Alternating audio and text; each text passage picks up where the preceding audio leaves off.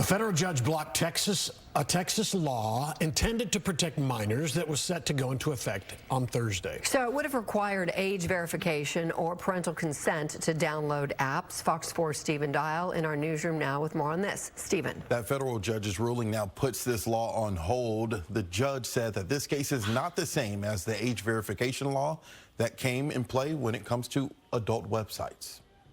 Groups backing tech companies, including Google and Apple, sued to block Texas's App Store Accountability Act. The law that was set to start on Thursday would require anyone under the age of 18 to get parental consent to download an app or to purchase items within an app.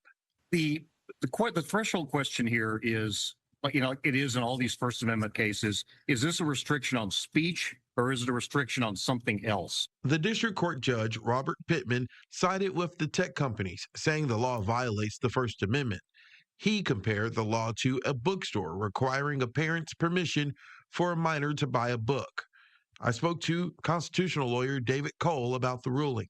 And the court was troubled by the breadth of it, that to learn, to download a weather app, you were going to have to put in your ID. He said that's just too much. If you can tailor it some more, maybe you get back under the precedent the Supreme Court created about the adult speech, adult entertainment sites. But otherwise, it's got to be narrower.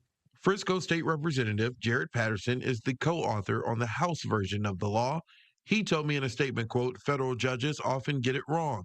And this is one of those cases. I look forward to the legal process working its way through to a final conclusion." Supporters of the law think ultimately the U.S. Supreme Court will see the law on the same grounds as the age verification law for adult websites. Cole says that's not how the lower court judge sees this case. So it is true that the state had a similar age verification law for adult entertainment that was ultimately affirmed by the Supreme Court. Difference in scope. I think we can all agree that adult entertainment sites, the modern stuff, not the old magazines, the old cases were about, can be pretty dangerous to kids. But here you've got something way broader than that. The opinion had examples of that.